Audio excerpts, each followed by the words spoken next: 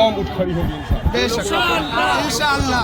दिल्ली में आपने प्रोटेस्ट किया, पटना में कर रहे हैं, इसके बाद अलग अलग हिस्सों में करना है, लेकिन ऐसा लग रहा है कि जो आपके सामने नेता कैसा हो, भगवान जैसा हो, वो ये कह ही नहीं रही है कि भाई हम कह रहे हैं कि करने दीजिए। वसूलों पे आँच आए तो टकराना जरूरी है, जब तक हो जिंदा जुल्म के खिलाफ लड़ना। हमारे रूह में जब तक जिस्म में जान बाकी है उस वक्त हम इसके लिए लड़ाई लड़ेंगे। हम इस बात की परवाह नहीं करते कि मेरी गर्दन बचेगी कि नहीं बचेगी, हम इस बात की परवाह करते हैं कि इस मुल्क का आईन बचे और हमारी शरीयत बचे। दान की प्रॉपर्टी है, उनके बाप दादाओं ने दान नहीं किया, जो लोग विरोध कर रहे हैं। यकीनन है मोदी का बस चले तो हमारी नमाज की रिकातें तय करने आ जाए, मोदी का बस चले तो हमारी ईदगाह की इमामत करने आ जाए। मोदी ने अपने धर्म का पालन करते हैं, न दूसरे के धर्म का आदर करते हैं। मोदी ने इस देश में हिंदू और मुसलमानों की मोहब्बत को पामाल किया है।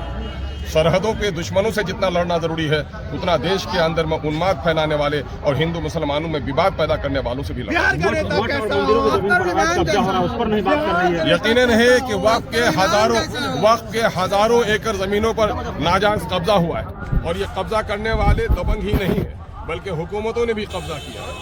खुद दिल्ली शहर में हमारे कब्रिस्तानों पर इमारतें उठ खड़ी हुई, हम इसको बर्दाश्त नहीं कर सकते हैं। ये काला कानून अगर मंजूर हो गया तो आप जानते हैं कि पूरे मुल्क में सिविल वार की कैफियत होगी, हमारी कब्रिस्तानों पर कब्जा होगा, मस्जिदों पर ताले लगेंगे। चैन से तो हम जीते भी नहीं हैं, चैन से हमारे मुर्दों को दफनाने का भी मौका होगा। सदन में आपने मुख्यमंत्री नीतीश कुमार के बॉडीगार्ड को लेकर के बात की, वो काफी चर्चा। अरे भाई, तो इसमें कोई शक है क्या? नीतीश कुमार के बॉडीगार्ड ने ही यही फतवा में हमारी इमाम बाड़ा की जमीन पर कब्जा कर लिया है, और ये जब हुकूमत के कारिंदे ही जाकर कब्जा करेंगे तो ये तो कानून यकीनन है पॉजिटिव सोच का। मैं तो अफसोस करता हूँ कि माइनॉरिटी के जो हमारे मिनिस्टर हैं इनको आज से 3 साल पहले दरखास्त दी गई, खुद नीतीश कुमार जी को दरखास्त दी गई और मैंने फॉरवर्डिंग लगाकर इनको दिया है, लेकिन इनके कान में जुई नहीं रेंगी। लेकिन असेंबली में बात उठी है तो मुझे खबर है कि आज ही 8 बजे सुबह शायद वजीर अक़लियती उमूर का वहाँ जाने का प्रोग्राम था, और हम समझते हैं कि आवाज़ उठाने से जुल्म जालिम घबराएगा। लंगड़ा आदमी हो रात को उठ जाता है, खांसता है तो हथियार बन डाकू भी रास्ता बदलने पर मजबूर हो जाता है। हमें आवाज़ लगानी ज़रूरी है। ये हमारे कुछ जो नादान लोग हैं जो कहते हैं कि अवैसी साहब चीखते हैं और चिल्लाते हैं, मैं कहता हूँ मोहसिन इंसानियत का पैगाम तुम तक नहीं पहुँचा। बुराई को देखो तो हाथ से रोको, अगर न हो यह ताकत तो ज़बान से टोको। हमें अभी ताकत है कि ज़बान से टोकेंगे।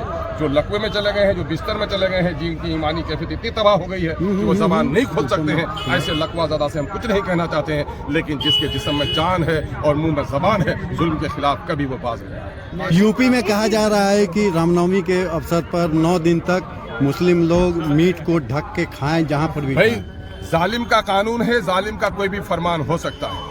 ये मुल्क के यूपी के लोगों को और देश के लोगों को सोचना चाहिए कि हमारे पूर्वजों ने हिंदू और मुसलमानों की जो मोहब्बत की फ़ज़ा कायम की है, क्या हमारे पूर्वज बेवकूफ़ थे? अरे उनकी पूजा में हम उन्हें साधुवाद देते रहे, हमारी ईद में वो हमें मुबारकबाद देते रहे। इस रस्म को मोदी और योगी ख़त्म करना चाहते हैं। मुझे विश्वास है कि यूपी की आवाम, पूरे देश की आवाम मोदी को भी सबक पढ़ाएगी और आने वाले दिनों में यूपी की आवाम योगी को भी सबक पढ़ाएगी। मोदी ने सौगात भी दिया, सौगात नहीं है, मोदी ने अगर सौगात देनी थी तो फिर सरहुल पे सौगात क्यों नहीं दिया, दुर्गा पूजा पे सौगात क्यों नहीं दिया? ये मुसलमानों को सौगात नहीं है।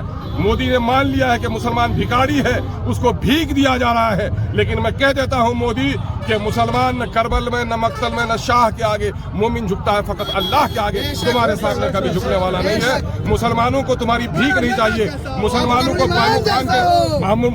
को पालू खान के खून का इंसाफ चाहिए। बिल्किस की आबरू लूटी है, उसका इंसाफ चाहिए। सीए का काला कानून और वक्फ का काला कानून तुम लेकर आए हो, इसके खिलाफ मुसलमानों को इंसाफ चाहिए, भीख नहीं चाहिए।